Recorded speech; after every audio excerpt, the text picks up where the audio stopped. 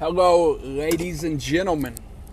Today, in this moment, I'm going to be talking about emotional regulation.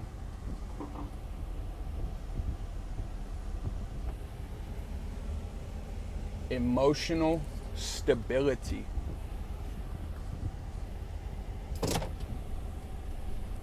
Seems to be a lost art now. It used to be common sense. But now that victim mentality is allowed so heavily, seems like nobody has to control their emotions. And this is essentially for men because we already see where the women are going these days.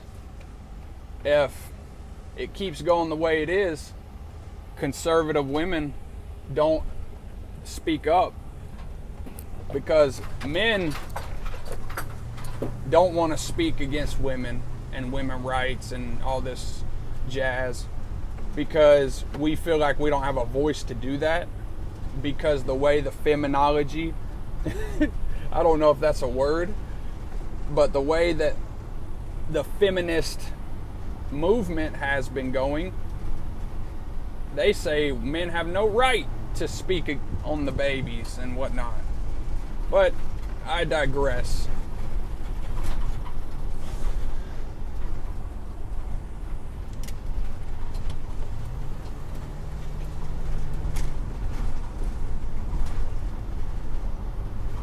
Basically, what I'm getting to right now is, let me go ahead and say this. If the women and the Clancy trial, or whatever that lady's name is, if they keep supporting that, there's going to be no women's rights. Like, just hear me out. Because if a woman has no emotional regulation and can murder a child whenever they feel like it, that means that they're going to be in the category of a child. So therefore, they're incompetent. So therefore, they're going to be taking a step back. But hey, maybe that's for the better at this point, because the way it's insanity. It's insanity. People just murder their children like it's another day at the park. Anyways, I think men should be speaking a lot more anyway about this, because it takes two to tango. It takes two, and therefore it is a totally different strand of DNA. It's not the woman's DNA, it's not the man's DNA, it's a combination of both of them, and it's a new DNA formed. So therefore, it's neither of you your obligation to control the life of that new child. Because if you have a raped person and a non-raped person standing right in front of you, like as in they were conceived through rape, you would never tell the difference. You will not tell the difference. Anyways, let's get back to emotional regulation for men. Men, if your wife runs the house, you are the woman in the relationship. If you are asking your wife to do things, you are the woman in the relationship. She is in charge. That old saying, happy wife, happy life, that is a lie. That is,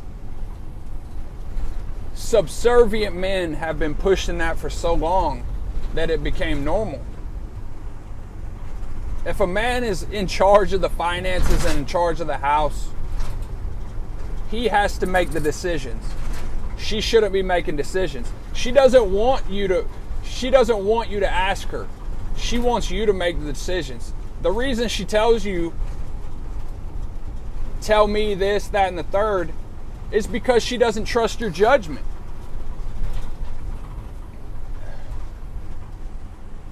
Anyways, we got to do better, bro. So, first of all, you got to put your foot down and take control of yourself. Because your wife ain't going to trust you until you trust yourself.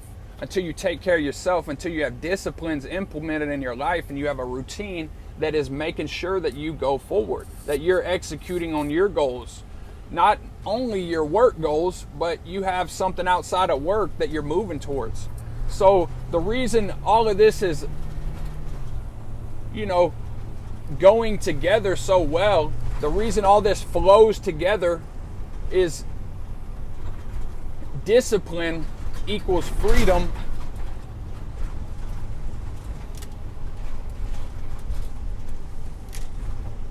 That's a book by Jocko Willink.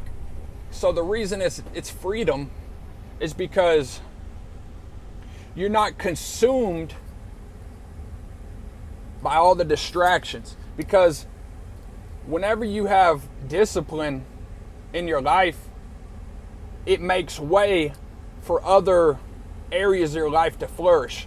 So if you are constantly waking up at the right time, drinking water, eating healthy, going to the gym, it's going to allow you to have better thoughts. It's going to allow you to have better energy. It's going to allow you to have better emotional regulation. It's going to allow you to be more present. It's going to allow you to, your wife will start seeing you differently because you're going to start losing weight. You're going to start gaining muscle. And I feel like fitness is the gateway drug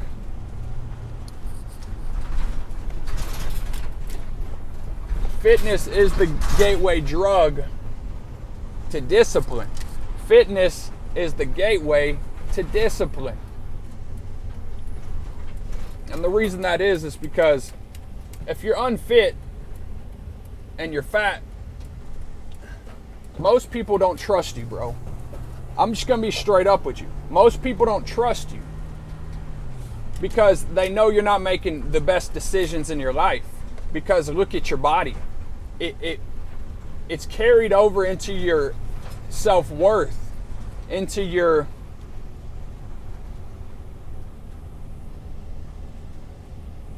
daily actions.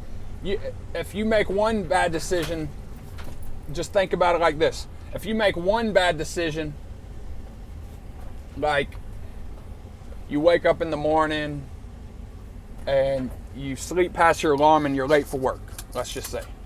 Boom. So now you're late for work.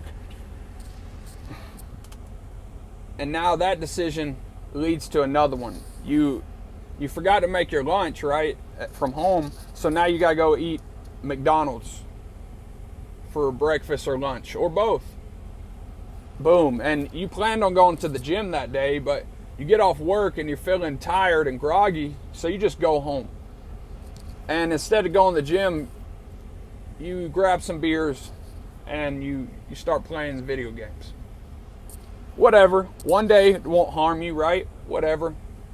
Boom, you do it the next day, and the next day, and the next day, and the next day, and the next day. A year from now, you're going to gain 10 pounds minimum. Okay, the same guy. This is actually an example from the book, The Compound Effect by Darren Hardy. Excellent book. Not quite the example, but... And say I wake up on my alarm. Boom. Since I got time, I can make my lunch that day. And also, I was planning on going to the gym in the morning. So I hit the gym. Boom. Done. Got the gym out the way. Got a healthy meal for lunch. And let's say I cooked breakfast too. Boom. Because I had enough time. And then now I'm heading to work full of energy. And you're already on point, because if you complete a hard thing early in the day, it's going to carry over. But if you lack discipline early in the day, it's going to carry over. It's the same thing. And so boom, the day's over. I crushed the day, did all my hard work that day. I go home. Play with my children. Now, instead of drinking beer and playing a video game, I'm outside relaxing with my wife. So that can be the downhill effect of your actions, or it can be the uphill effect. It can be good, it can be bad. So, and all of that is pointing right back to your emotional regulation, your emotional quotient. How well do you control your emotions? Do you allow them to take over and go binge eat, go binge drink, go look at porn, go smoke weed, go miss the gym, eat cake? Or let's say you grab watermelon to eat. Let's say you grab pineapple to eat. Let's say you grab an apple. Let's say you grab, instead of a whole bunch of terrible snacks, you grab some beef jerky. You grab some boiled eggs. You grab some chips and salsa. You grab some chips and avocado guacamole. You grab a protein-based dip. You grab protein chips. You grab... There's many, many options. You can even grab those Quest Reese's. You can drink a protein shake. There's many options. Many, many options nowadays. And we're not lacking in options because we have so much abundance now.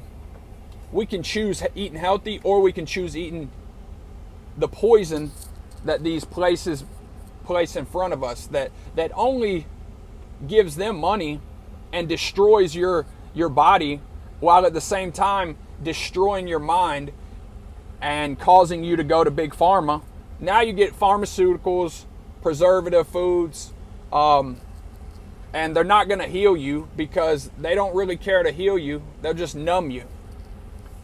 It's all a downhill effect. And with big pharma, they give you the blue, they give you the white, they give you the red, whatever it is. And then therefore now your emotions are distorted even worse. So it's going to be continuous cause and effect. Man, I'm kind of on a rant right now, but I hope this helps. Might not help if you don't plan on changing in your life. But if you do plan on changing in your life, yo, let me know. I'll love to help you. And if you don't plan on changing in your life, you might as well not follow me because you're a fat bastard, basically. And you're probably ugly. You're fat. You're undisciplined. You probably got tits as a man. You probably ain't seen your dick in a while. And your girl is unsatisfied with you. Your children don't look up to you like they ought to. Man, I hope that you can do better. Straight up, man. I really do hope you can do better. Because the world's needing men right now. And sometimes you need to hear it. You need to hear how much of a shitbag you're being. You need to hear how much of a dirtbag that you're living right now. And it's incredible. It's incredible the lack of awareness right now. But I guess I got a lot of awareness. But most people don't have awareness. I mean, and that's a choice. That's a choice. These are all choices and decisions.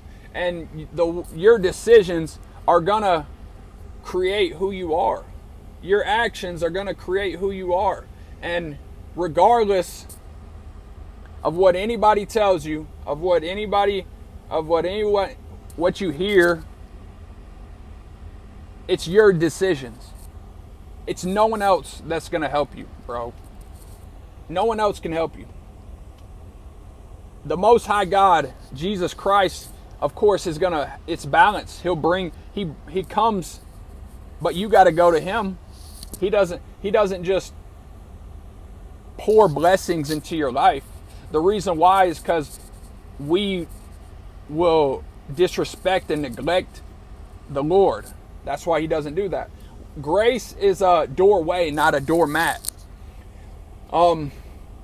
I love you all. Take it easy.